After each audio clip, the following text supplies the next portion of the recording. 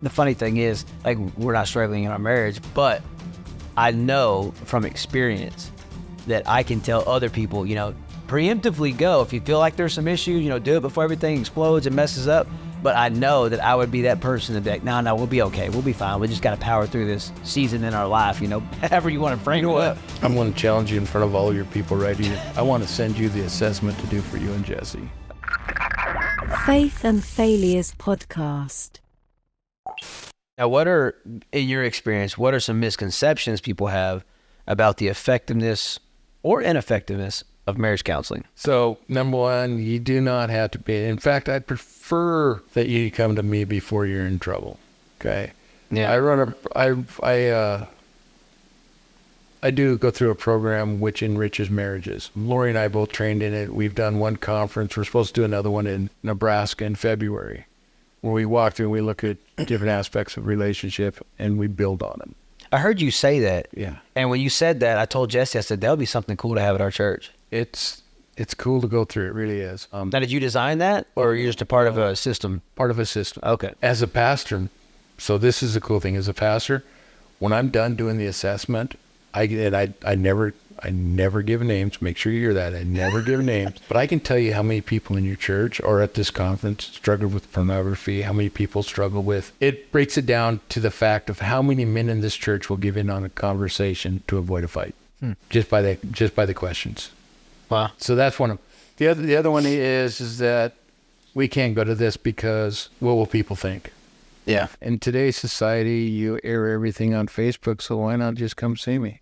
Might as well. You're going to put it out. It's going to get out one way or another. Getting out there somewhere. Or my spouse won't engage. Yeah. You'd be surprised at how many people want to go talk to someone. Yeah. And have a mediator, for lack of better words. I've known several people that what you just said was a big part of their, either I want to, but he won't, or she won't, or we're too far gone. It's pretty much just a waiting game now, and just pretty much not really trying. It took us 2 years. I'm not kidding. It took us To finally do it? No. Or to go through it? Oh yeah. Yeah. I swear the counselor we found, and I give her tons of credit. To be a therapist to have a therapist as a client is not one of the best things in the world. Okay. I seen her on Monday, I think it was, and Lori seen her on Wednesday, and then we both seen her on Friday. Okay. So split it up and then come together. Do you ever do that? Yeah. Yeah. I do that. It was so rough for so long. I don't know how many times we took different vehicles to counseling. Wow. For couples counseling, because we knew by the end. She said, yep. Yep. Was that her? Yeah, there's the end. Yep. Yeah. We knew by the end that we weren't going to be able to get along going home. Yeah, that's tough. She said, yeah, we did individual and couples. Yep. Yeah, man, that's tough. Yeah, and the funny thing is, like, we're not struggling in our marriage, but I know from experience that I can tell other people, preemptively go. If you feel like there's some issues, do it before everything explodes and messes up. But I know that I would be that person to be like, no, we'll be okay. We'll be fine. We just got to power through this season in our life, however you want to frame it up. I'm going to challenge you in front of all your people right here. I want to send you the assessment to do for you and Jesse. Okay. That'd be cool. I'll send We'll find out. Make sure you talk to her first, okay? Oh, okay. And we probably want to wait a month before you do it, or two. Yeah, after she has the baby. We don't want to do it right after the baby because the scores may be skewed. There's no telling. We've done it. Lori and I've taken it. Yeah. Recent? How long has it been since you've done it? About 6 months. It's been that close? 8 months. Recent? Yeah. That's cool. Yeah. Do you recommend doing it often? Or at least once a year or something like that to assess your marriage? I wouldn't do it once a year, but you got to remember, it goes and it comes, it goes and it comes. Yeah. So let me see if I can open something here real quick. While you do that, I'm going to blow my nose. All right. Yep. And in order to do the assessment, you have to be a facilitator, and it has to be sent to you by a facilitator. Okay, so you can't just get a hold of it. You can't just get online and do it. Somebody said they're interested in that assessment. We're working on 31 years of marriage this year. So this is what it's going to tell you. All right. I had to open it so I can read them off right. It looks at different areas of your relationship, and they are See, if I was young, I'd remember them. It evaluates your communication, your conflict resolution, partner style and habits, how well you get along with that way. Yeah. Financial management, leisure activities, sexual relationships, family and friends, roles and responsibilities, and then spiritual beliefs. That's cool. And it takes about a half hour to do. So it has to be given by somebody who is It has to be licensed? sent by somebody who's trained in it. Okay. So we order it. It's like $39 to take the assessment. Okay. So we order it and we'll go from there. So it's not something that I could give to them? No. Okay, it has to be. So just so y'all know, one of y'all asked about it. It has to be given by the counselor. It can't be just passed around like a link to a website. If you go on Prepare and Enrich, you can find people in your area that have been trained in it. Okay. Prepared and enriched? Prepare and Enrich. Yeah. Okay. Look that up and see if there's somebody local. So I guess you're local, but is that something you do too? Like, I do them. And it's us. Actually, it can also be used. We use it when we do pre-marriage counseling. yeah. Because it gives you the foundation when you go through. So that's the prepared part. Speaking of pre-counseling, is that something you recommend for every person? I know I do. Yes, But I recommend it more than you know. That's one of the funnest things that we do. Lori and I do it together. That's one of the funnest things. that's we cool. do. Because the eye-opening experiences. You ask, one of the questions we ask is, tell us about your birthday. How's it celebrated? Well, we usually have cake and ice cream, and my mom gets us a present. So what about you? I don't have a birthday. You don't have a birthday? No, I have a birthday week.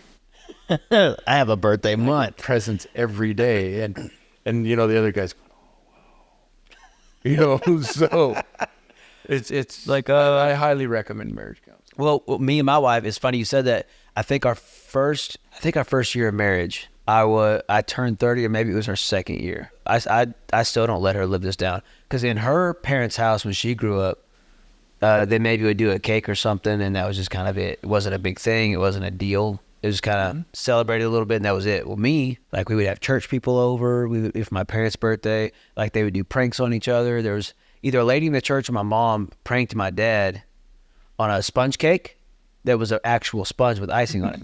So trying to cut into it, Right. and like, so it was just kind of fun stuff where people got together. And then my 30th came around, that to me was a big deal, and she didn't really do anything. Matter of fact, my mom came down to help celebrate, and then pretty much got my old friends together from like my best friends in high school, invited them out. I think she paid for us all. We went to a hibachi grill where they cooked in front of you, stuff like that. And I was like kind of let down because my wife didn't put that together for me. But she didn't know that was an expectation. She had no So clue. when you hit the big 4, Oh, she better. we'll remind you. We'll help on it. Thank you. I appreciate that. We need some serious counseling. Right.